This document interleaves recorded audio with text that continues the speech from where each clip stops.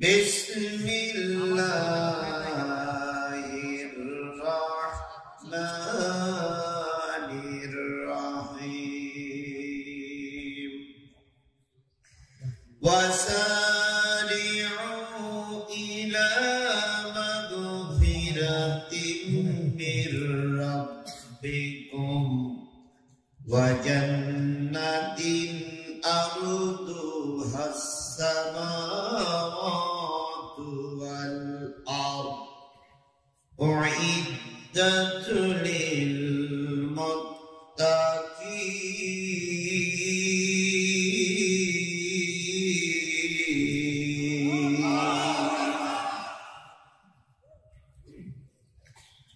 Alladzina yunfiquna fis-sarra'i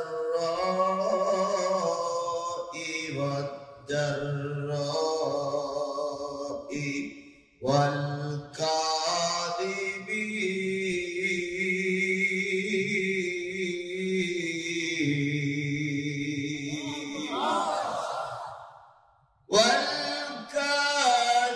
والكاذبين الغيظ والعافين عن الناس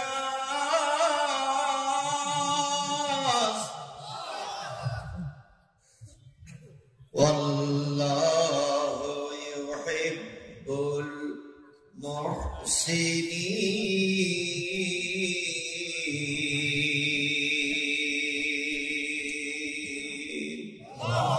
صدق الله المولانا العظيم.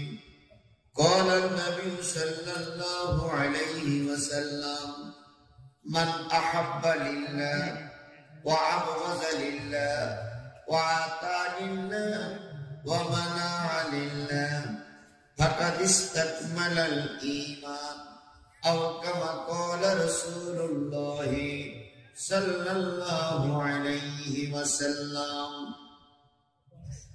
إن الله وملائكته يصلون على النبي يا أيها الذين آمنوا صلوا عليه وسلموا تسليما. اللهم صل على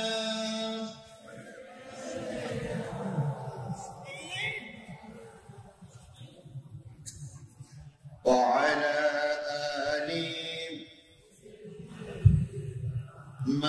مولانا محمد الشيخ الشريف اللهم صل على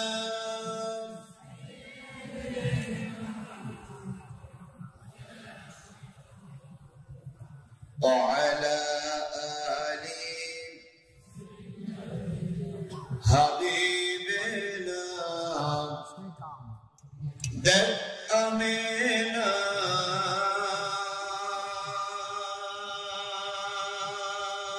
মায়ের কোলে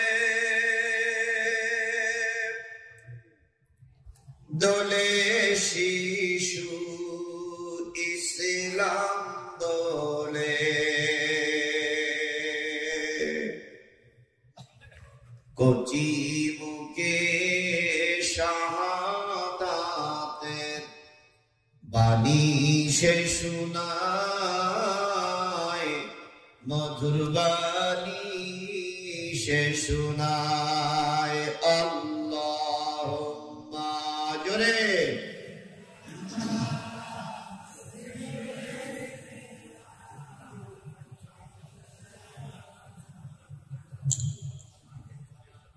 وعلى آل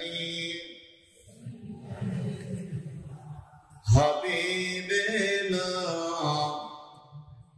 لا إله إلا الله جوري لا إله আরো জোরে লা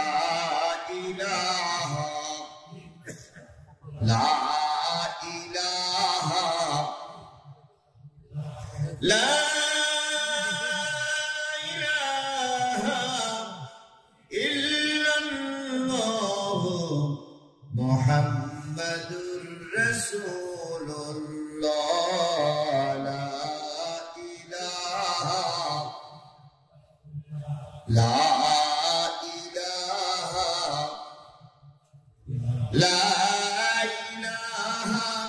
إلا الله محمد পাখির গানে গানে হাওয়ার টানে টানে ওই নামেরই সুর শোনা যায় হলে আপন হারা লা ইলাহা লা ইলাহা লা ইলাহা ইল্লাল্লাহ মুহাম্মাদুর। সকলে জবান খুলে একসাথে জোরে সোরে বলছি সাল্লাল্লাহু আলাইহি ওয়াসাল্লাম।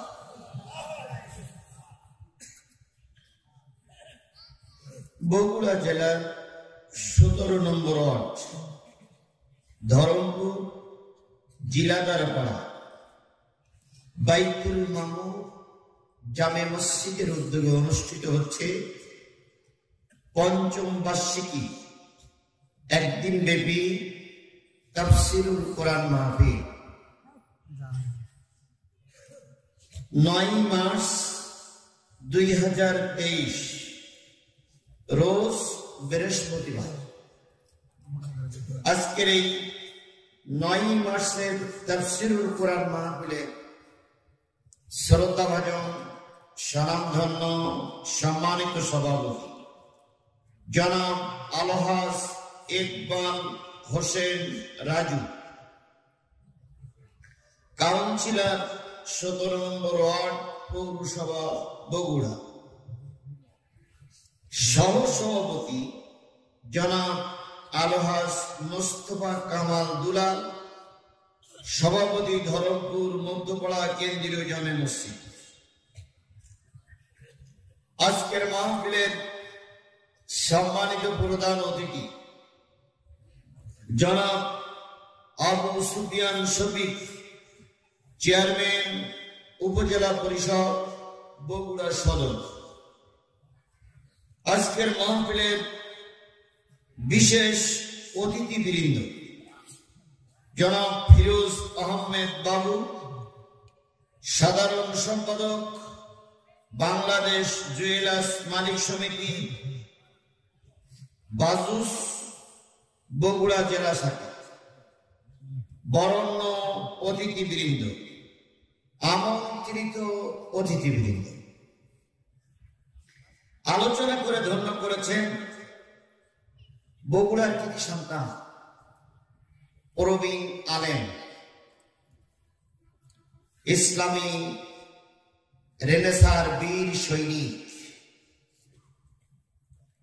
সুললিত কণ্ঠে এতক্ষণ ধরে আলোচনা করে শুনিয়েছেন আমাদের প্রিয় ভাই, প্রিয় শায়েখ জনাব মাওলানা মোহাম্মদ এমদাদুল হক দামাতুহুম বারাকাতুহুমুল আলিয়া।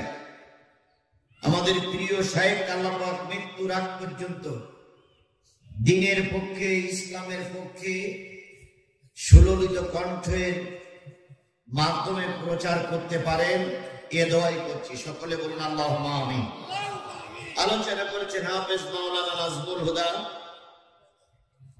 পেশ ইমাম বাইতুল মামুর জামে মসজিদ ধরমপুর জিলাদারপাড়া সহ গর্বিত মায়ের গর্বিত সন্তান শ্রদ্ধেয় ওলামায়ে হযরত, সম্মানিত পুলিশ ভাইরা,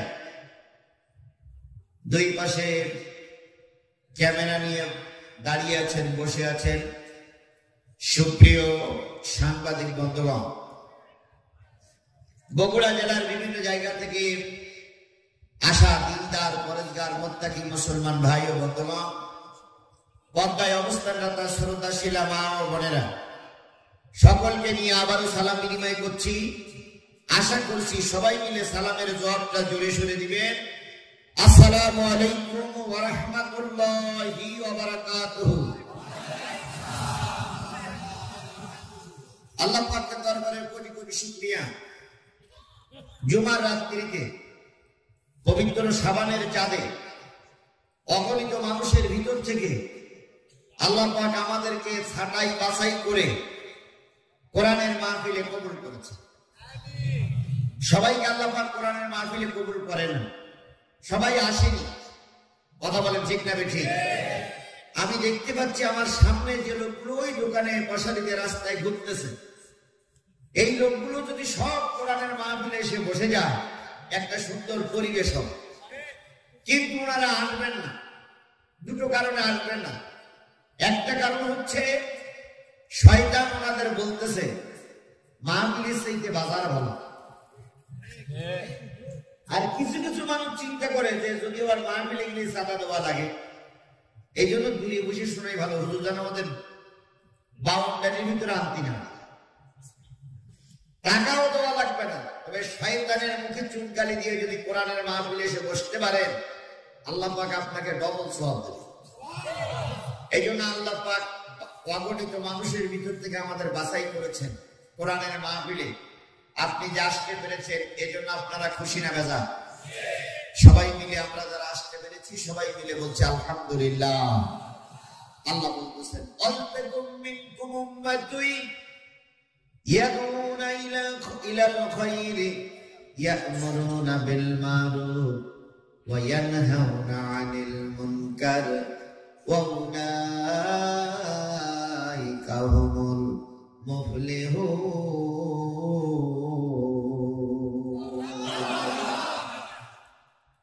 এর আগের একটা আয়াত না বললেই নয়। আল্লাহ বলতেছেন কুনতুম খায়রা উম্মাতিন উখরিজাত লিন-নাস, তোমরাই হলে সর্বোৎকৃষ্ট মানুষ, সর্বোৎকৃষ্ট উম্মত।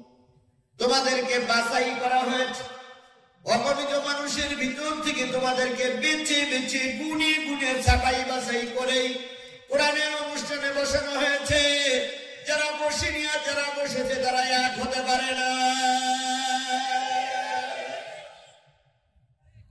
মাইকের আওয়াজ যতদূর পর্যন্ত যাচ্ছে, সব মানুষগুলো যদি একটা ঘন্টার জন্য আল্লাহর কোরআন গবেষণার জন্য ব্যস্ত হতো, আল্লাহ পাক বলেন একটা, আল্লাহ রাসূল বলেছেন একটা ঘন্টা সময় দিনের মজলিসে বসা সারা রাত নফল নামাজ পড়ার চাইতে উত্তম। এই জায়গাটা অনেকেই বসতে চায় না। এই জন্য আল্লাহ রাব্বুল আলামিন বলেছেন কুনতুম খায়রা উম্মাতিন, তোমরাই হলে সর্বোৎকৃষ্ট উম্মত। উখরিজাত লিন-নাস, মানুষের ভিতর থেকে তোমাদেরকে বের করে আনা হয়েছে, বাছাই করা হয়েছে। সব মানুষ কোরআনের মাহফিলে বসবে না, সবাই আসবে না। বাড়ির থেকে এসেও সবাই বসবে না। প্রতিদিন তো দোকানদারি করেন ভাই শহরের মানুষ, একটা দিন 1 ঘন্টা দোকানদারি যদি বন্ধ হয়, আল্লাহ এর বিনিময়ে আগামীকাল দোকানে বেচাকেনা আরো বেশি করে দিতে পারে। এই জন্য আল্লাহ বলতেছেন তোমরা বাছাইকৃত, যেখানে যারা আসছেন বাছাইকৃত তোমরা। ওই মানুষ আর এই মানুষ এক নয়। যে ব্যক্তি নামাজি আর যে ব্যক্তি বেনামাজি সে ব্যক্তি এক হয়, কখনো এক হয়। যে ব্যক্তি জ্ঞানী আর যে ব্যক্তি মূর্খ সে ব্যক্তি, ওই দুইজন ব্যক্তিকে এক হয়। যে ব্যক্তি দিনদার আর যে ব্যক্তি জাহেল, এই দুইজন ব্যক্তি কখনো এক হয়। যে ব্যক্তি দিন কায়েমের পক্ষে, যে ব্যক্তি দিন কায়েমের বিরোধী, দুইজন ব্যক্তি কখনো কি এক হয়? এবার আপনাদের বাছাই করেছেন কে বলতেছেন? এবার আপনাদের দায়িত্ব কি? তা'মুরুনা বিল মা'রুফি ওয়া তানহাউনা আনিল মুনকার ওয়া তু'মিনুনা বিল্লাহ।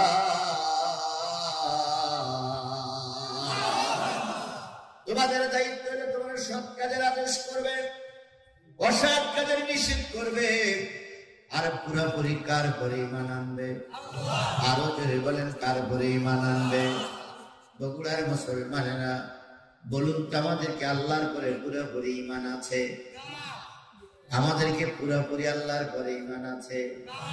যতটুকু আছে গোনাই যাবে না। যদি বলেন হুজুর এতদিন নামাজ পড়লাম, নামাজ পড়তে পড়তে কপালটা কালো হয়ে গেছে, পয়সা বেশি ছিল হজ করলাম, এরপর বলতেছেন ঈমানদার নয়। আমি একটু পরীক্ষা নিতে চাই। ভাই অনেকক্ষণ আলোচনা করেছেন, পরীক্ষা নিতে চাই। সেটা হলো আমরা এখানে মোটে না হলো 1000-এর উপরে লোক আছি। কথা বলেন ঠিক না ঠিক? কম বেশি যাই হোক, এই লোকগুলোর মাঝে যদি মাত্র 5 জন লোক এসে বলে আজকের মাহফিল বন্ধ করে দাও,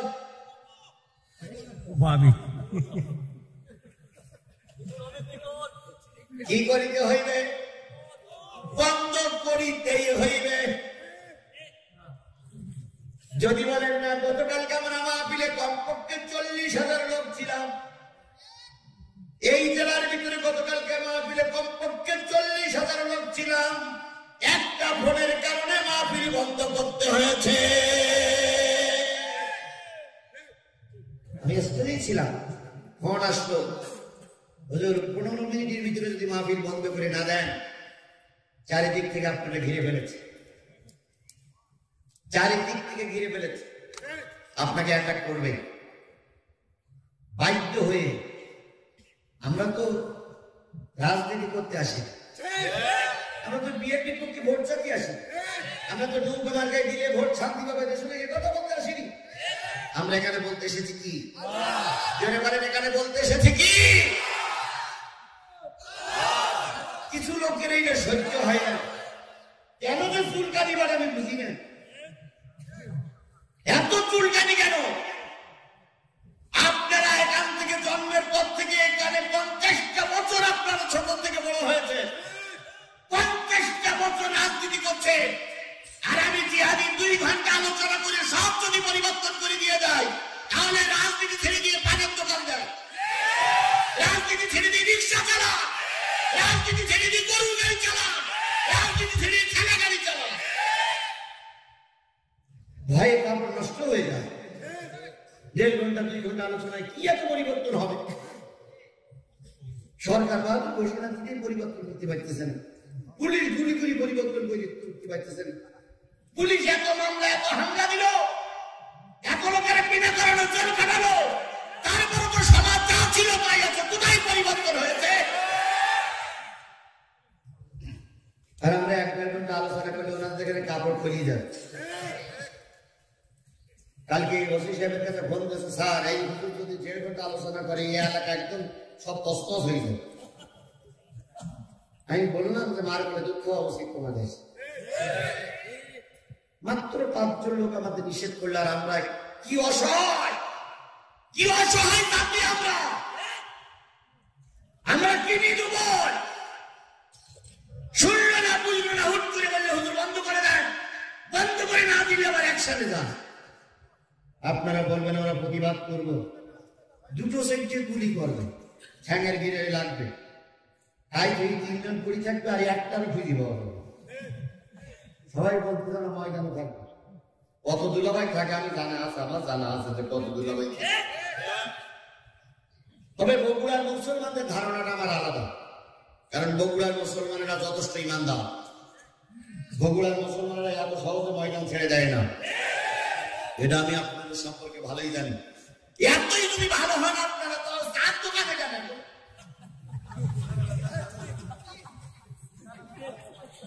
আপনাদের নিয়েই তো আমার আন্দোলন, কথা বলে ঠিক নেবে ঠিক। লোক যত বেশি হবে আলোচনা তত ভালো হবে, লোক যত বেশি হবে বাতিলিরা তত ভয় পাবে, লোক যত ময়দানে হুঙ্কার দেবে বাতিলিরা তত ময়দান ছেড়ে পালিয়ে চলে যাবে। দোহাই আপনাদের সবাই চলে আসুন।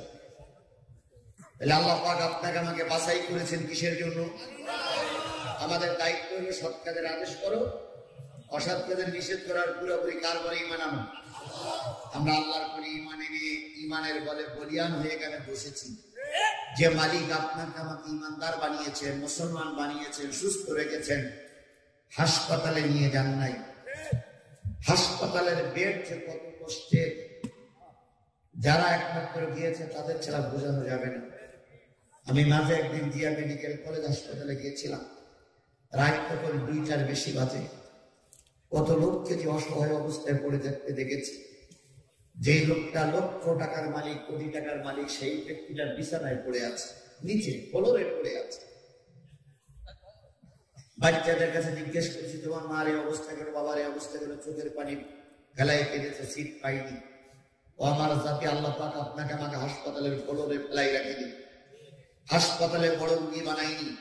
আপনাকে আল্লাহ পাক, আমাকে আল্লাহ পাক সুস্থ রেখেছেন। এর চেয়ে বড় নিয়ামত আর কিছু হতে পারে?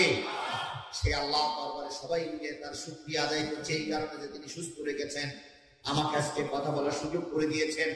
আপনারা দূর দূরান্ত থেকে এসে কথাটা শুনতে পাচ্ছেন, এই জন্য সবাই মিলে জবান খুলে শুকরিয়া আদায় করছে, আলহামদুলিল্লাহ। আরেকটু জোরে বলুন আলহামদুলিল্লাহ, আরো জোরে বলছে আলহামদুলিল্লাহ।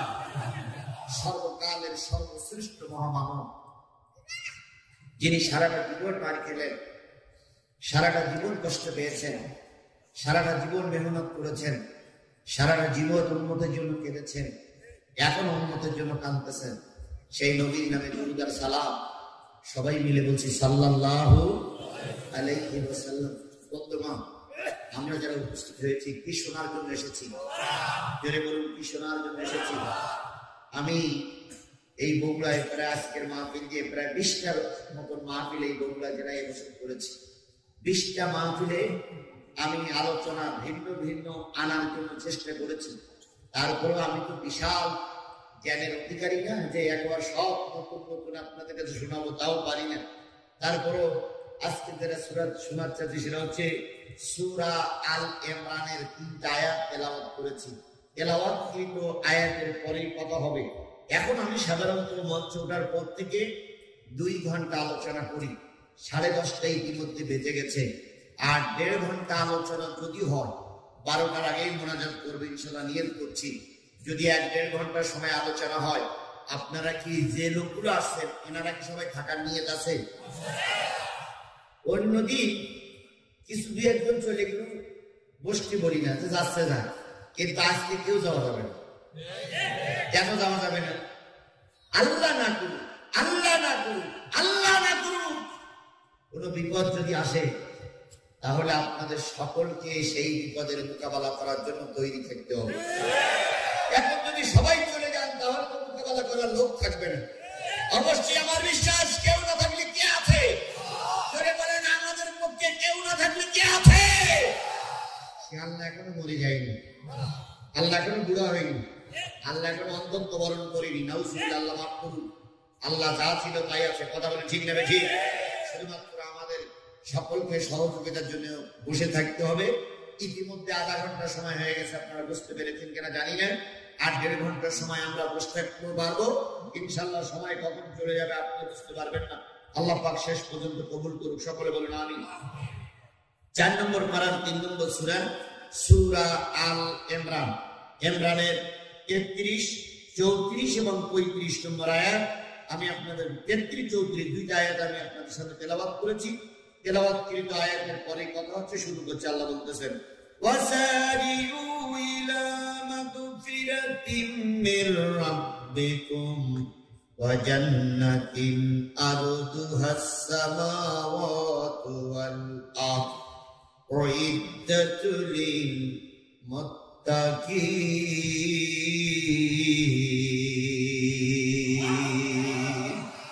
আল্লাহ বলছেন, দৌড়াও ইলা মাগফিরাতিম মির রাব্বিকুম, তোমার রবের ক্ষমার দিকে দৌড়াও। ওয়া জান্নাতিন আরদুহাস সামাওয়াতু ওয়াল আরদ, আর সেই জান্নাতের দিকে দৌড়াও যে জান্নাতের শূন্য জায়গা, আসমান এবং জমিনের শূন্য জায়গা তোমাদের জন্য অপেক্ষা করতেছে। এই শূন্য জায়গার জন্য তোমরা দৌড়াও। 2টা কারণে দৌড়াও, 2টা কারণে প্রতিযোগিতা করো, 2টা কারণে হাঁটো, 2টা কারণে যাও। একটা হচ্ছে আল্লাহর ক্ষমার জন্য। এই মজলিসে যারা আছেন, একটা লোক হাত তুলে বলবেন যে হুজুর, আমার আল্লাহর কাছে ক্ষমা চাওয়ার দরকার নাই। আল্লাহর কাছে আমার ক্ষমা চাওয়ার দরকার নেই, কারণ এমন কোন পাপ করিনি যে আমার ক্ষমা চাইতে হবে। এরকম একটা লোক হাত তোলেন তো,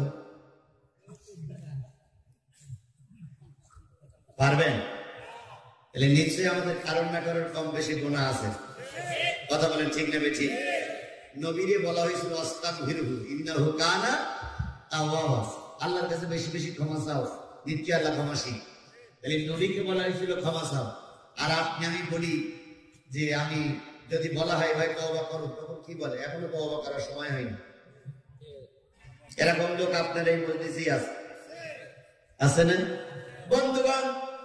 নবী হযরত আলীকে বলেছিলেন, আলী যদি দুর্ভাগ্যজনক কোনো পাপ হয়ে যায়, এশারক্ত পাপ করেছে, এশারক্ত ভুল করেছে, তখনই তওবা করো, ফজরের জন্য অপেক্ষায় থেকো না, কারণ এশার ফজরের দূরত্ব অনেক লম্বা। ফজরক্ত পর্যন্ত আল্লাহ তোমার হায়াত দিতেও পারে, নাও পারে। আমাদের মনে হয় হায়াত আল্লাহর কাছ থেকে জোর করে নিছি, কথা বলেন ঠিক না বেটি? এই জন্য কেউ ক্ষমা চাইতে চায় না, মাপ চাইতে চায় না। ক্ষমার চাইতে উত্তম জিনিস, মাপ চাওয়ার চাইতে উত্তম জিনিস আর কিচ্ছু নাই। এরপর আমাদের দেশের একটা নিয়ম চালু আছে, সবাই লোকে লোকে বলে আল্লাহর কাছে অন্যায় করলে ক্ষমা চাইলে মাপ হয়। আমাদের দেশের একটা নেতার কাছে ক্ষমা চাইলে নেতা ক্ষমা করে না।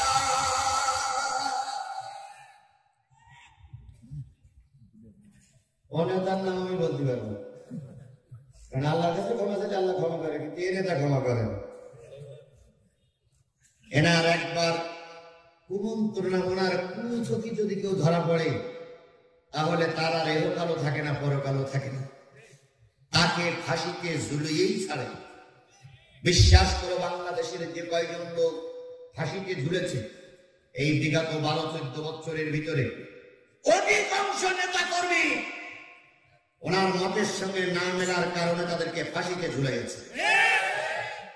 প্রকৃত খুশি নয়, নিরপরাধ মানুষকেও শুধু টক্করের সঙ্গে তার সঙ্গে মিল না হওয়ার কারণে ফাঁসিতে ঝুলতে হয়েছে।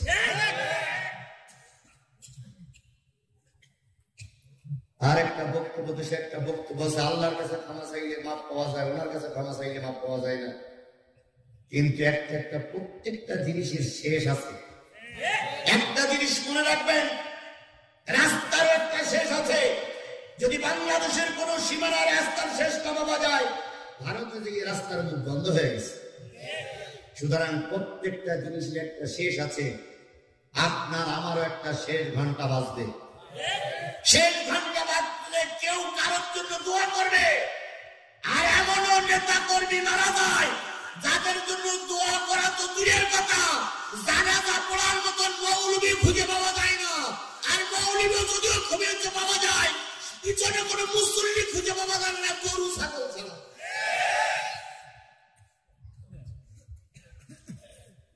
বাড়াবাড়ি করে ফেরাউন টিকতে পারেনি, বাড়াবাড়ি করে নমরুদ টিকতে পারেনি, বাড়াবাড়ি করে আবু জেহেল আবু লাহাব টিকতে পারেনি। একদিন না একদিন বিদায়ের ঘন্টা বাজবে। পৃথিবীর সবচেয়ে বড় যে নাস্তিক, সেও বিশ্বাস করে মৃত্যু হবে। পৃথিবীর সবচেয়ে বড় যে নাস্তিক, পৃথিবীর সবচেয়ে বড় যে নাস্তিক, সেও বিশ্বাস করে কি হবে? মৃত্যু হবে।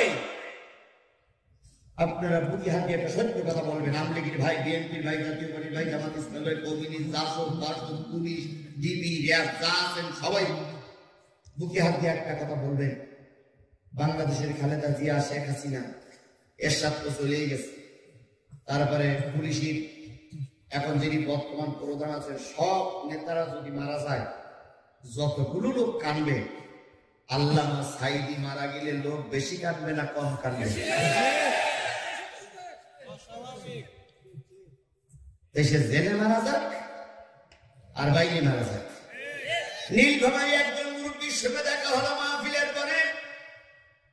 তিনি আমাকে জড়াই ধরে বললেন, হুজুর, বড় হুজুর যেই দিন থেকে চলে গেছে সেই দিন থেকে রোজা রাখতে শুরু করেছে। শুধুমাত্র নিষিদ্ধ দিন ছাড়া প্রতিদিন রোজা রেখেই চলেছি।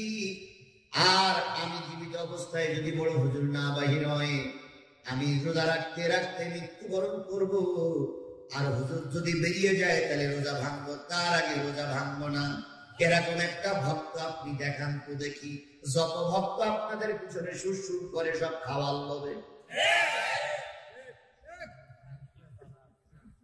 টাকা কম দেবেন, যে আপনার পক্ষে স্লোগান দিচ্ছিল সে আপনার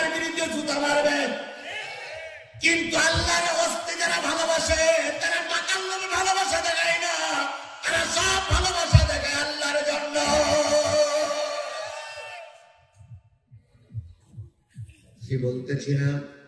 ক্ষমা চাইতে হবে কার কাছে? 1, 2 নম্বর, সেই জান্নাতের দিকে দৌড়াও যেই জান্নাত আসমান জমিনের শূন্য জায়গা পূর্ণ করে দাঁড়িয়ে আছে। নবীজি বলেছেন সবচেয়ে ছোট জান্নাতের মালিক যিনি হবেন, সেই জান্নাতটা হবে পৃথিবীর 70টা পৃথিবীর মতো। সবচেয়ে ছোট জান্নাতের মালিক যিনি হবেন তিনি এইরকম 70টা পৃথিবীর মতো। আর কিছু কিছু লোক বলতেছে ও জান্নাত যাওয়া সেই না যাওয়াই ভালো। কেন? ও জান্নাত থেকে কি তোর ফাঁকি দিতে পারবে না, জমিদার আমি লোকের মেরি খাইতে পারবো না, তোমার মেরি খাওয়া লাগবে না, আল্লাহ বাজেট করে দেবে। সুবহানাল্লাহ বলে। সেই জান্নাতের দিকে দৌড়াও যেই জান্নাত শূন্য জায়গা পূর্ণ করে বসে আছে। ওই মুত্তাকিন জেনে রেখো, ওই জান্নাত মুত্তাকিদের জন্যই আল্লাহ পাক তৈরি করেছে। কাদের জন্য তৈরি করেছে? মুত্তাকির জন্য তৈরি করেছে। আমাদের এমদাদুল ভাই আলোচনা করতে করতে এক লোকের উদাহরণ দিচ্ছিলাম, তখন আসতেছিলাম হেঁটে, একটা জিনিস শুনলাম যে এক দরবেশ রাস্তা দিয়ে হেঁটে যাচ্ছে খুব আস্তে আস্তে। তারপর কি বলেছে বলেন তো দেখি, কিরাম শুনেছিলাম? হ্যাঁ,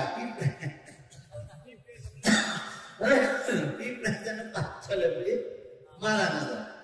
তারপরে কিছু লোকের কাছে ওই হুজুর কথা জিজ্ঞেস করতেছে উনি কে? তখন এলাকার লোক বলেছে উনি সবচেয়ে বড় দরবেশ। না কি বলেছেন? আমরা কি বলেছেন? তারপর কি বলেছে? এই হলো গুরু। তাই বলেছেন তাহলে সাধু বেশে পাকাছো, সাধু বেশে। এটা কিন্তু আমি বাসার থেকে হাঁটতে হাঁটতে আসছি, এটা শুনলাম। আর যেখানে বসছিলাম ফ্যান চলছিল বলে শুনতে পাচ্ছিলাম। এতটুকু শোনা যে সাধু বেশে পাকাতো। তাহলে সাধু বেশে পাকাচোর আমাদের এই সমাজে অনেকেই আছে। অনেকেই বলা হয় ইনি মুত্তাকি, কিন্তু মুত্তাকির আচরণ দেখলে মনে হয় এর চাইতে বড় জালেমের বাচ্চা আর এই গ্রামে কেউ নাই। টুপি দেখলে মনে হয় জিবরাইলের টুপি, দাড়ি দেখলে মনে হয় মিকাইলের দাড়ি, আর পোশাক দেখলে মনে হয় কি বলে বড় পীর আব্দুল কাদের জিলানীর জুব্বা।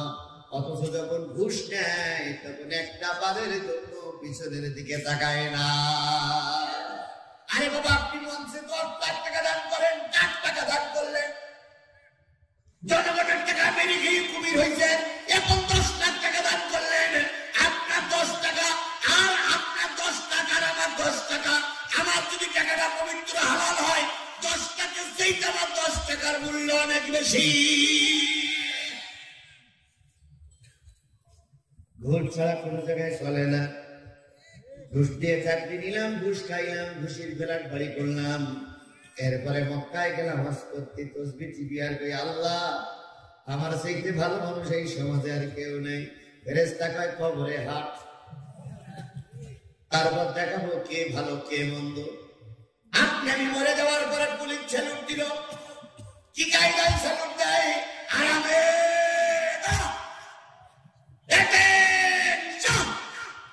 এমন কায়দা করে লাথি মারে মাটি পর্যন্ত লাফাই উঠছে।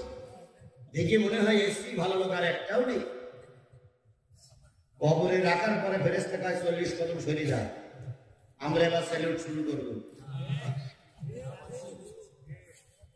দুনিয়ার স্যালুট কেউ দেখ আর না দেখ, দুনিয়ার জানাজা কেউ পড়ুক আর নাই পড়ুক, দুনিয়ায় কেউ সম্মান করুক আর নাই করুক, আল্লাহর কাছে আপনি সম্মানিত, আল্লাহর কাছে আপনি সম্মানিত, আল্লাহর কাছে আপনি সম্মানিত, আপনি সবল। দুনিয়ার মানুষ আপনার সম্মান দিল, মরার পরে কবরে যে কি কষ্ট পেতে হলো, সবলতা নেই। এই জন্য মুত্তাকিদের জন্যই জান্নাত। এবার প্রশ্ন আসবে মুত্তাকি কারা?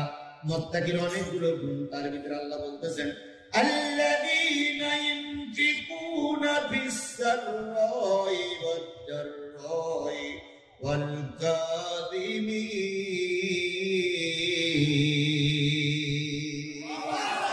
মুত্তাকির অনেকগুলো গুণ, তার ভিতরে একটা গুণ হলো মুত্তাকি সুখে থাকলেও দান করে, দুঃখে থাকলেও দান করে। সুখে থাকলেও দান করে, দুঃখে থাকলেও দান করে, সচ্ছলতা থাকলেও মুত্তাকি দান করে, আবার গরিব ভালা বেশি গেলেও মুত্তাকি দান করে। মুত্তাকির দানের হাত কখনো বন্ধ হয় না। এটা হলো মুত্তাকিদের গুণ। হযরত ওসমান গনি, নাম কি? ওসমান গনি মানে কি? গনি মানে কি? ওনার নাম ছিল ওসমান ইবনে আফফান। কিন্তু ওনার মনটা ছিল এত উদার, রাসূল বললেন, ওসমান তুমি গনি, তুমি ইহকালও ধনী, পরকালও। হযরত ওসমান গনি এত ধনী ব্যক্তি ছিলেন, এত অভাবী ছিলেন, কিন্তু আল্লাহ পাক ধন দিলেন। ধনটা তার কাছে পৃথিবীর কোন মানুষ তৎকালীন যুগে কাফের হোক, মুশরিক হোক, বেঈমান হোক, ইহুদি হোক, মুসলমান হোক, কেউ দান না নিয়ে ফিরে আসতে পারতো না।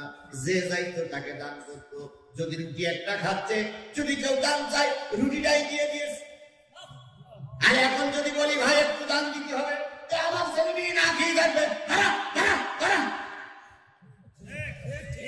এরকম লোক আপনার এলাকায় আছে, আমার এলাকায় আছে, সব জায়গায় আছে।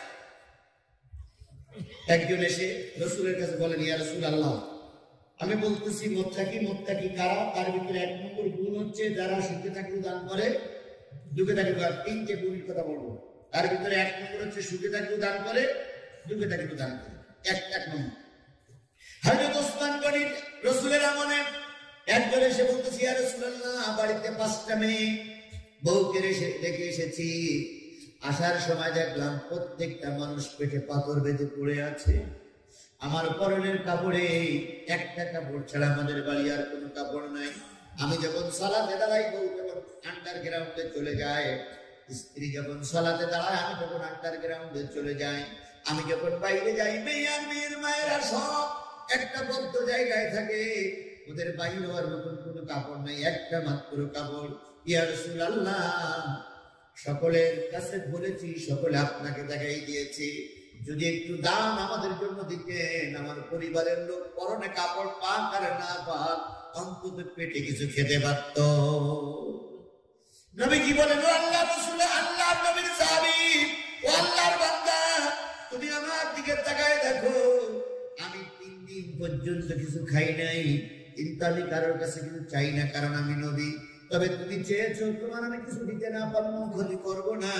আমার সাহাবী ওসমানের বাড়ি যাও, তিনি তোমাকে কিছু না দিয়ে ফিরাইয়া দেবে না। ইয়া রাসূলুল্লাহ, ওসমানের বাড়ি কোন দিকে? ওই এই পাহাড়টার ওই পাশে একটা মাঠ আছে, মাঠের ওই পাশে ওনার বাড়ি। চলে গেলেন লোকটি, ওসমানকে খুঁজে খুঁজে পাইলেন। যাইয়ে দেখেন হযরত ওসমান রাদিয়াল্লাহু তাআলা বিরাট একটা মরুভূমি, প্রচন্ড রোদ। এই রোদের পরে উনি একটা জায়গায় বসে রয়েছেন। ওনার সামনে আছে একটা পাতিল, একটা পাত্র। ওই পাত্রের ভিতরে আছে কিছু গুড়। ওই গুড়ির ভিতরে পিঁপড়া লাগবে কি লাগবে না, পিঁপড়া চারিপাশ থেকে ঘোরাঘুরি করতেছে। হযরত ওসমান গনি একটা খেজুরের ডাল নিয়ে ওই গুড়ির পাতিলের পাশে বসে আছে। যেই না পিঁপড়া গুড়ি লাগাই, সেই ওই ওসমান রাদিয়াল্লাহু তাআলা খেজুরের ডাল দিয়ে পিঁপড়াটারে মেরে তাড়াইয়া যায়। যদি কোনো পিঁপড়া ভুল করে খেয়েই বসে, পিঁপড়ার পাশা টিপে যতটুকু বাহির হয়, ওই গুড়ি আবার লাগাই দেয়। তাহলে কি এই লোকটা দানবীর না কৃপণ? যেহেতু পিঁপড়ে গুড় খেয়ে ফেলাই, আচ্ছা ওটুকটা খেয়ে চলে যায়, তাও ধরে নিয়ে আবার পাতা টিপে যেটুক বাইরে পৌঁছে গেল, তাহলে কি দানবী? আমার তো মনে হয় আপনাদের ধারণা তাই। লোকটি পিছনে দিয়ে সালাম দিলেন, সালাম দিয়ে দেখে পিঁপড়া তো বসতে চাইবে না। যদি দুটোটা বসে, তার পাশা টিপে গুড় বের করে আবার জায়গায় লাগায়। যখন এই লোকটা বলতেছে দান সেই মুখ নষ্ট করে লাভ নেই, কারণ যে লোকটা খাসটা এই জায়গায় যাচ্ছে, সে তো আমার দান করবেই না। তো ফিরে যাচ্ছে, তা ফিরে যদি অবস্থান হতে ভাই কিছু না বলে ফিরে গেলে ফিরে যাচ্ছে যে, তোমার কাছে বলা চাইতে না বলাই ভালো। তোমার মতন কৃপণ লোকের কাছে বলা চাইতে না বলাই ভালো, কারণ তোমার ভাব থেকে বোঝা গেছে। কথায় বলে যে বিরিয়ানি শিকারি কি বলে, মুখ দেখলিছে যে দানাও বের হয়, দাতা হয়, তা দেখলি বোঝা। চলে গেলেন লোকটি বাড়ি, স্ত্রীকে বললেন ঠিক গিয়েছিলাম রাসূলের কাছে, কিন্তু কোনো সুযোগ হলো না, হাত গোড়ায় নিয়ে ফিরে আসতে হলো। পরের দিন সকালবেলা আবার বাইরে এসে কোন জায়গায় যাওয়া যায়? আবু বকর বললেন চলো তো আমার সঙ্গে যাই। কোথায়? নবীর কাছে। কালকে গিয়েছিলাম, আজকেও চল। নবীর কাছে দিয়ে বলতেছি, ইয়া রাসূলুল্লাহ, আমি এই লোকটির বাড়ি পর্যবেক্ষণ করে দেখেছি, 5টা মেয়ে না খাওয়া, স্ত্রী না খাওয়া। লোকটির চেহারা দেখে মনে হয় হাঁটতে পারে না। নবীকে একটু দান করা যাবে কিনা? নবী বললেন, কালকে আমি ওসমানের বাড়ি পাঠাইছিলাম, সে কি দান করিনি? কই ইয়া রাসূলুল্লাহ, দান করিনি। কেন করিনি? কই হুজুর ও কথাটা না শোনাই ভালো। মানে রসুলের সাথে যে বলবে তাও একটু লজ্জাবোধ করতেছে, না শোনাই ভালো। রসুল বলেন কি ঘটনা? কয় না শোনাই ভালো। কয় আবু বকর আজকে নিয়ে যাও। আবু বকর যখন লোকটার হাত ধরে নিয়ে যায় তখন বলতেছে, ভাই কার বাড়ি নিয়ে যাবা? কয় ওসমানের বাড়ি। ওই লোকের বাড়ি ছাড়া অন্য কোনো জায়গায় থেকে নিয়ে চলো, ওটা দান করবে না, আমার বোঝা গেছে। কয় কেন? কয় অনেক সমস্যা। কয় চলো না, রসুল বলেছে। রসুল আমাদের চাইতে কম বোঝে না বেশি বোঝে? তাহলে রসুল বলেছে চলো যাই। লোকটি চলে গেলে সালাম বিনিময় করলেন। হযরত ওসমান গনি বসে আছেন, সামনে একটা জাল টানানো, জালের ভিতরে কিছু তুলা শুকাচ্ছে। তুলা, এই তুলার কণা মাঝে মাঝে একটু ফিরে ফিরে বাতাস আসে, বাতাসে 2-1টা কণা উড়ে যায়। হযরত ওসমান গনি উপর থেকে ঠুকিয়ে নিয়ে আবার জালের ভিতরে ঢুকিয়ে যায়। কালকে সে আজকের অবস্থা খারাপ না ভালো? কালকে তো ভালো ছিল, পাশাপাশি পূর্বে তুলছে, আর আজকে কি উড়ে যাচ্ছে কোনো কোনা। ওই যে কোনা কোনা ওড়ে না, দেখেন না যে লেপটো সব কোনা ওড়ে, এখন ওইগুলো খুঁটি খুঁটি আবার জায়গায় যাচ্ছে। লোকটি বলতেছে, আবু বকর বললাম আমি আসবো না, তাও তুমি বলে নিয়েছি, রসুল বলেছে। আচ্ছা। হযরত ওসমান গনি সালাম বিনিময়ের পরে বলতেছে, ভাই তুমি না কালকে এসেছিলে? জি।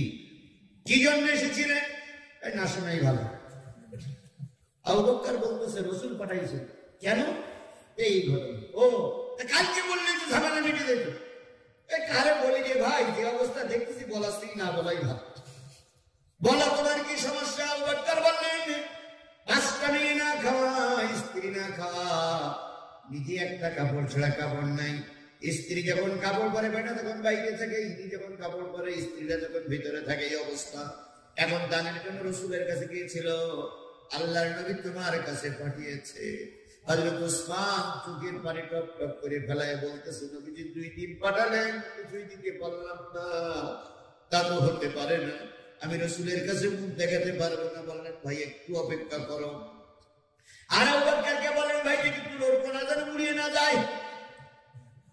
উড়ে গেলে একটু খেয়াল করিয়ে বলে উনি একটা টিলার পরে উঠলেন। অনেক কোন দাঁড়াই থেকে এসে বলতেছেন, ভাই আধা ঘন্টা কান দেরি করতে হবে। গায়ে কেন? ভাই আমার একটা ব্যবসার কাফেলা চলে গেছিল সিরিয়ায়, সেইখান থেকে কাফেলাটা ফিরে আসতেছে, আমি দুর্গত গিয়ে দেখলাম যা আসতেছে, এখন আধা ঘন্টা দেরি লাগতে পারে। ওই কাফেলায় 70টা উট আছে, আর 70টা উটির পিঠে যতটা তাকাতে পারে, ওজন সহন করতে পারে, বহন করতে পারে, এমন পরিমাণ মাল, খেজুর আর জগম নিয়ে আসতেছে। ওর থেকে একটা উট আর উটির পিঠে যে মাল সামানা আছে, নবীজির খাতিরে আমি তোমার পরিবারের জন্য দান করে দিলাম। আবু বকর বলতেছে, আলহামদুলিল্লাহ। কিন্তু যে লোক দান নিতে গেছে সে লোক বলতেছে, দান না দেওয়া পর্যন্ত আলহামদুলিল্লাহ বলবে না। কারণ কালকে পিঁপড়ার পাশাপাশি গুড় বিক্রি করে, আজকে তুলোর কোনা উড়ে যাচ্ছে, তাই ঘুরতেছে। আর এই লোক বলতেছে, একটা উঠা সেই উঠির পিঠে যে মাল আছে তাই দান করবে। এ আমার জীবনে বিশ্বাস হয়। কিছুক্ষণ পরে 70টা উটির বিশাল একটা কাফেলা আসলো। বাইতুল মালে জমা দেওয়ার আগে ওসমান বললেন, আমি একটা দান করেছি, একটা লোক তারে দান করে দাও। বলেই তিনি তুলোর কোনা ঘুরতে গেলেন। এবার যিনি উটি ব্যবসা করে আসছিলেন তিনি বললেন, ভাই আপনার যেটা খুশি সেটা নিয়ে যান। লোকটি চিন্তা করলো, বাড়ি ছেলে মেয়ে রেখে এসেছি, দীর্ঘক্ষণ কেন অপেক্ষা করতেছি, বাচ্চারা বেঁচে আছে কিনা জানি না। যত তাড়াতাড়ি বাড়ি যাওয়া যায় তত সন্তানের মুখে আমি হাসি দেখতে পাবো। সন্তানের মায়া প্রত্যেকটা মানুষের আছে, কথা বলে ঠিক নেবে ঠিক। লোকটি আর নেবে কোনটা নেবে? সামনের একটা উডির লাগাম ধরি টানতেছে, চল টানতেছে টানতেছে চলে যাচ্ছে। উটির একটা ধর্ম হলো, আগেরটা যেদিক যায় পিছনের গুলো সেদিক যায়। এটা হলো উটির ধর্ম, আগেরটা যেদিক যাবে পিছনেরটা সেদিক। উঠির কাফেলা যখন আসে তখন একটা সঙ্গে আরেকটা নাগের ভিতরে দড়ি দিয়ে বাঁধা থাকে, একটা সঙ্গে আরেকটা চলে আসে। সামনেরটা নিয়ে গেছে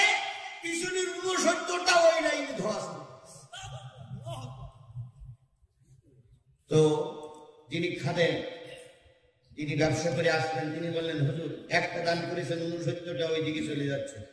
ওসমান গনি মিষ্টি হাসি দিয়ে বললেন, আল্লাহ যেটা করে কল্যাণের জন্য, ছেড়ে দাও, 69টাই নিয়েছে।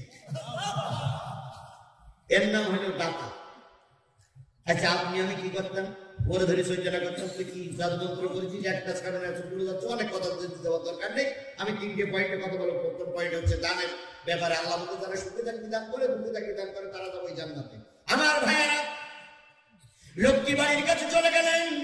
অনেক দূর থেকে স্ত্রীকে ডেকে বলতেছেন, স্ত্রী বাইরে এসো, মেয়েগুলো বেঁচে আছে না মারা গেছে? স্ত্রী খুব চিহ্ন শূন্য অবস্থায় ঘরের এক কন্যার থেকে উঠে মেরে বললেন, স্বামী বড্ড দেরি করেছো, 2টার নামান্তরণ একেবারে নাই, 3টা এখন মা বলে ডাকতেছে, হয়তো এরাও বিদায় হয়ে যাবে। হযরত ওসমান গনির প্রাণ কথা, তিনি বললেন যে তাড়াতাড়ি বেরিয়ে এসো, রুটি আর জগ খেজুর ওদের খাওয়া বলা যেন সুস্থ হয়ে যায়। এবার রুটি জগ খেজুর কুটির পিঠির থেকে নামানোর সময় পিছন দিকে তাকাই দেখে বিশাল একটা লাইন আসতেছে। কিরে, এগুলো কার? এগুলো কার? এগুলি কেন আসতে কোথা থেকে? এখন উনি যখন নামালেন তখন এই 69টা ওই সেখানে দাঁড়ায় গেছে। এনে কিছুটা খেজুর আর কিছুটা জবের রুটি ওনার স্ত্রীর কাছে দিয়ে বলতেছে, তুমি খাও, আমাকে একটু দাও। আমি ওসমানের বাড়িতে জিজ্ঞেস করিয়াছি 69টা কাজ। ওসমান গনির কাছে দিয়ে দেখে এখনো তুলোর কোনা ফুটতেছে। তিনি যেই বলেন, আল্লাহ রাসূলের সাহাবী, দান চাইলাম সামান্য, দিলে অনেক। একটা উট পরিমাণ দিলে, উট হলো মরুভূমির জাহাজ, এক জাহাজ দিলে, তারপরে পিছনে ছিল 69টা, সেগুলো আমার বাড়ি দাঁড়ায় গেছে, এগুলো কার? হযরত ওসমান গনি মিষ্টি হাসি দিয়ে বলতেছে, আল্লাহর বান্দা, তুমি খুব চালাক, তোমাকে দিয়েছিলেন একটা, তুমি আগের উটটা নিয়ে গেছো। এই আগের উটটা নিয়ে যাওয়ার কারণে তোমার পিছনে 69টা চলে গেছে। আমি আর বাধা দেই নাই। এই 69 আগেরটা সহ সবগুলো আমি আল্লাহর রাস্তায় তোমার পরিবারের জন্য দান করে দিলাম। এর নাম কি? ধনী। এর নাম কত বড় অন্তর্ধনী। যখন উনি বলতেছে, আল্লাহ রাসূলের সাহাবী, এত দাতা, এত উদার মন আপনার, ওই পিপটার পাশাপাশি ঘুরবে ফেললেন, তুলোর কোনা ঘরে টেন্টারে এত দাতা আপনি, এইটা তোমার কৌতূহল? হয় হয়। হযরত ওসমান বললেন, ভাই, গতকালকে যে পিপটা লাগতে দেখেছিল ঘুরে, ওটা একটা গরিব মানুষের আমানত। আমাকে বিশ্বাস করে আমার কাছে রেখে গেছে আর বলেছে, ভাই, আমার আমানতটা যেন খেয়ানত না হয়। আমি সকালবেলা দেখলাম গুড়ে একটু মরিচিকা পড়েছে, গুড়ে একটু কালার খারাপ হয়ে যাচ্ছে। আমি চিন্তা করলাম, গুড়টা যদি রোদি না দেয়, গুড়টা নষ্ট হবে, রোদে বসালাম। কিন্তু ওর থেকে যখন পিঁপড়ায় খাচ্ছিল, যখন আল্লাহ রাসূলের হাদিস মনে পড়ে গেল, লা ঈমানা ইল্লা মা আমানাতা লাহু, ওই ব্যক্তির ঈমান নাই যার আমানতদারি না। এই জন্য আমি গুড়ির পিঁপড়া লাগতে যাইনি। যতক্ষণ পিঁপড়া খাই ততক্ষণ পর্যন্ত আমি পিঁপড়ার ওই গুড় খেতে যাইনি। পিঁপড়ার পাছা টিপে টিপে গুড় বের করেছি। তাহলে আমানতদারি রক্ষা না করলে যদি ঈমান না থাকে, দেশের একটা আমানত আপনি, সরকার আপনার পরে দেশের লোক ন্যস্ত করেছে, এই দেশের টাকা যখন বিদেশে যায়, আপনারা আমানত রক্ষা করতে পারেন না, কিয়ামতের দিন আমানত আখিরাত আল্লাহর দরবারে কৈফিয়ত দেওয়া লাগবে। আমি আমার আমানত প্রয়োগ করতে পারি না। 5 বছর পরে পরে একটা ভোট দিতে হয়, এটা হলো আমার পবিত্র আমানত। কথা বলেন ঠিক না ঠিক? আমি ভোট কেন্দ্রে দিয়ে ভোট দিতে পারি না, আমার ভোটটা কোন ফেরেশতায় চুরি করে নিয়ে যায়।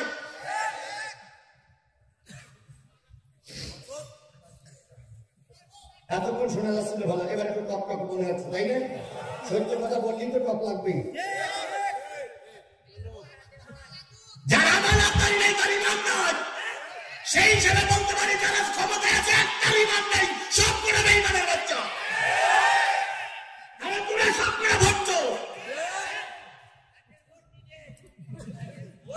আপনারা এখানে যত লোক আছে, আমি কোরআন শরীফ দিয়ে শপথ করতে পারি, গত সরকার নির্বাচনে আমি ভোট দিতে পারিনি।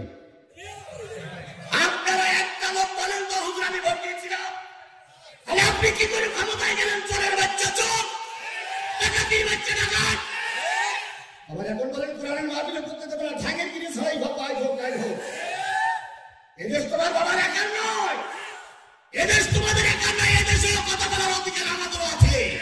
আমরা এদেশে নাগরিক, তোমরা একটা খালতা বাজাবা আর আমরা কিছুই বলতে পারবো না। ও শনিবার আমাদের আগে পাল্টে গেছে।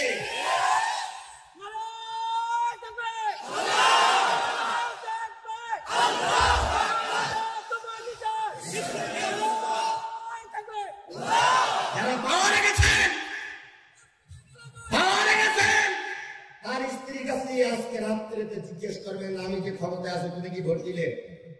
পাওয়া দেখবেন মিষ্টি হাসি দিয়ে বলে যেতে চেয়েছিলাম কিন্তু যাওয়া হয়নি।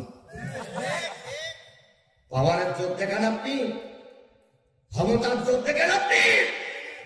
আল্লাহ এবং রাসূলের ভাষায় যারা আমানতের খেয়ানত করে তাদের ঈমান থাকে না। আপনি আমার আমানতের খেয়ানত করেছেন। আমি গোটা বাংলাদেশের 64টা জেলায় বক্তৃতা করে বেড়াই, আমার মতো লোকের আমানত খেয়ানত করেছেন, তাহলে ভ্যানাওয়ালার আমানত কত খেয়ানত করেছেন? গর্বের সাথে না করছেন, গর্বের সাথে। সব দরবেশের হিসাব মালিকের কাছে দেওয়া লাগবে। কথা বলেন ঠিক না ঠিক? আর এই কথাগুলো বললি জিহাদি রাজনীতি করে।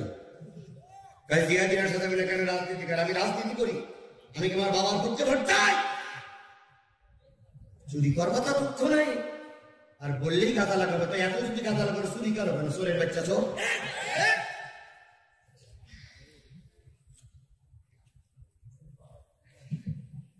সেই লালমনিরহাটে সেই কি বলে বাওয়ালে গান গায়, কি গান না না ওয়াইস কর্মী ফকির, ওর এই গানের কথাটা আমার প্রায় মনে পড়ে। আপনারা শুনেছেন না আগে? কুত্তার বাচ্চা ফুটফুটে সুন্দর, কুত্তার বাচ্চা ফুটফুটে সুন্দর, যদি তার করো গো আদর মন খুলে, আসবে ছুটে তোমার কাছে পথ ভুলে। আমি চিন্তা করি যে কথাগুলো আমি বলতে পারিনি, সেই কথার ওয়াজ করিনি ফকির বলেছে। তারপর কি বলতেছে? যে সে কেউ ডাল চোর, কেউ নুন চোর, কেউ মাটি চোর, কেউ টিন চোর, কেউ মানুষ চোর, কেউ ভোট চোর। চোরেদের সমাবেশে ঘেউ ঘেউ করে তার বাচ্চা ফুটফুটে সুন্দর।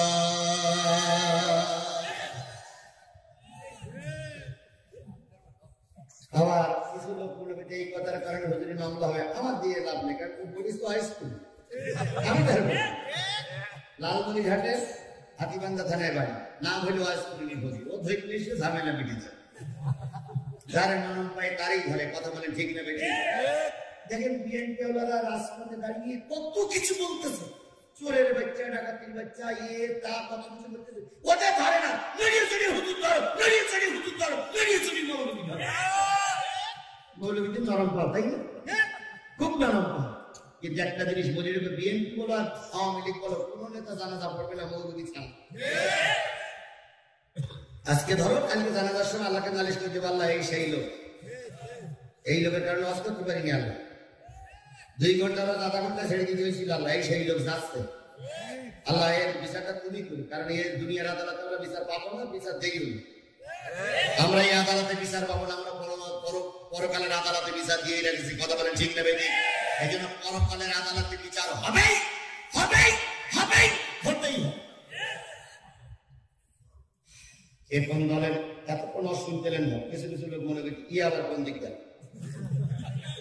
আবার কিছু কিছু লোক বলছে আমরা এইটাই তো জানতে চাচ্ছি না। মানে কেন আবার সব তাদের লোক আছে, কিন্তু সব খুব বোঝায় না রাখলে আবার কিছু লোকের মন খারাপ হয়ে যায়। আল্লাহ আমাদের বোঝার তৌফিক দান করুন। প্রথমে এসে মনে করি মিলাদ করি বাড়িতে, এগুলো হয়ে যায়। হ্যাঁ, বান্দরের মানুষ আছে ভাই, আচ্ছা দেখি সেটা পরে সব আসবে ইনশাল্লাহ। আল্লাহ আল্লাহ আল্লাহ আল্লাহ। আমার মুরব্বী রাগ করেছে না, বসতেছে। আল্লাহ আল্লাহ করুন। আমার ভাইরা, যে জিনিসটা বোঝার চাচ্ছিলাম, হযরত ওসমান গনি মনে আছে তো?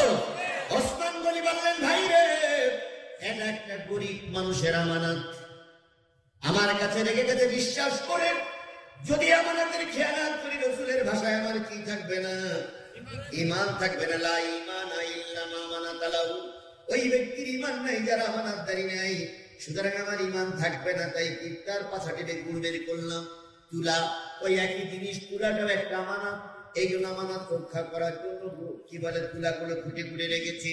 এবার হযরত ওসমান গনি বললেন, ভাইয়ার কোনো কৌতূহল, ও আমার ভাই, তুমি দান করলে একটা আমি খুশি হয়ে গেলাম, 69টা গেল, বাধা দিলে না কেন?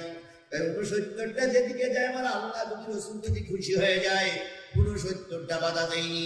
এর বিনিময়ে আল্লাহ পাক আমাকে পরকালে অনেক সাজা এবং খায়ের দান করবে। লোকটি আল্লাহর কাছে দোয়া করলেন, আল্লাহ, এই জন্যই তো 10 জন জান্নাতি মানুষের ভিতরে ওসমান গনির নাম। তাহলে কয়টা খাসলাত থাকলে মুত্তাকি বলা যাবে? 3টা।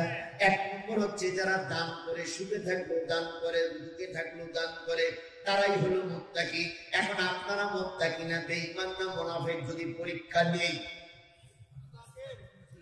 হ্যাঁ নেব, আল্লাহর কোরআন দিয়ে পরীক্ষা নেব।